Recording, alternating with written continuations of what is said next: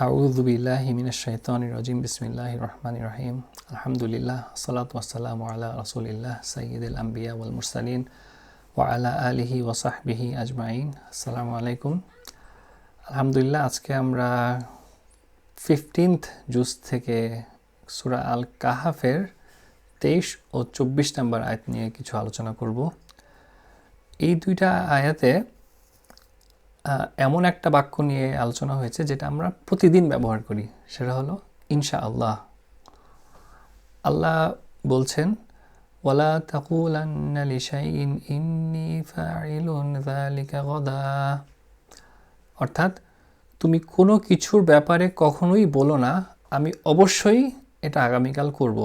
তারপর আল্লাহ বলেন ইল্লা আইয়াশা আল্লাহ, এক্সেপ্ট যদি আল্লাহ চান।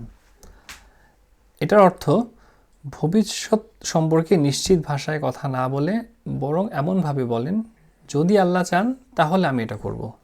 তো এর মানে কি? এর মানে এই নয় যে আপনি অনিশ্চিত, এর মানে এই নয় যে আপনি দায়িত্ব এড়ায় যাচ্ছেন। এর মানে এটা যে আপনি আপনার সর্বোচ্চ ইচ্ছা ও প্রচেষ্টা নিয়ে বলছেন, কিন্তু ফাইনাল রেজাল্ট যে আল্লাহর হাতে এটাও আপনি স্বীকার করছেন।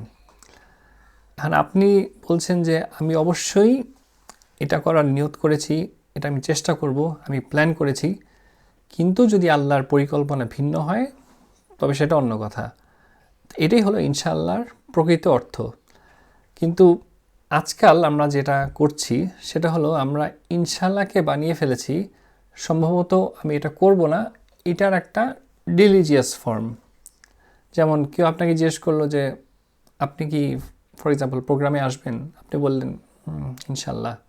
বা জিজ্ঞেস করলো ডেডলাইন পূরণ করতে পারবেন, আপনি বললেন ইনশাল্লাহ।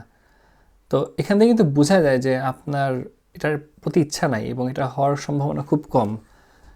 তো এভাবে আমরা এমন একটা বাক্য যেটা ভবিষ্যৎ যে আল্লাহর হাতে, এটা যে ঈমানের ঘোষণা, এটাকে আমরা বানিয়ে ফেলেছি দায়িত্ব এড়ানোর একটা অজুহাত হিসাবে। কিন্তু এটা ঠিক নয়। একজন মুসলিম যখন কথা দেন তখন তিনি সেটা রক্ষা করেন। তিনি যখন অঙ্গীকার করেন তিনি তা পূরণ করেন।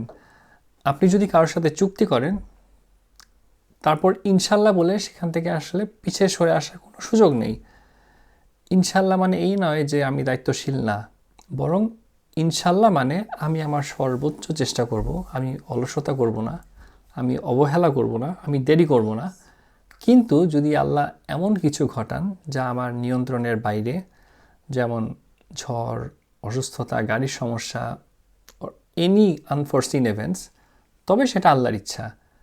কিন্তু আপনি নিজে যদি অলসতা করেন, নিজে যদি সময় নষ্ট করেন, নিজে যদি দায়িত্ব এড়িয়ে চলেন, তারপর বলেন যে আল্লাহ চাননি এজন্য হয়নি, সেটা ইনশাআল্লাহর মিনিং আর পারপাসকে বিকৃত করে ফেলে। তো আল্লাহ আমাদেরকে এমন মানুষ বানান যারা প্রতিদিন যে শব্দগুলো আমরা যে ব্যবহার করি, যেমন আলহামদুলিল্লাহ, ইনশাআল্লাহ, আস্তাগফিরুল্লাহ এটসেট্রা, এসব শব্দের মর্যাদা যেন আমরা রক্ষা করতে পারি। বিশেষ করে ইনশাআল্লাহ, মানে এই আয়াতের যে টপিক, এই আয়াতের যে ফোকাস ইনশাআল্লাহ, যেটা আমাদের ভবিষ্যৎ, আমাদের প্রতিশ্রুতি, আমাদের দায়িত্ব, এসবের সাথে এই শব্দটা যেন আমরা সঠিক অর্থে ব্যবহার করতে পারি। আল্লাহ আমাদেরকে সত্যবাদী, দায়িত্বশীল ও অঙ্গীকারপূর্ণ মানুষ বানান। বারাকাল্লাহু লি ওয়া লাকুম। আসসালামু আলাইকুম ওয়া রাহমাতুল্লাহি ওয়া বারাকাতুহু।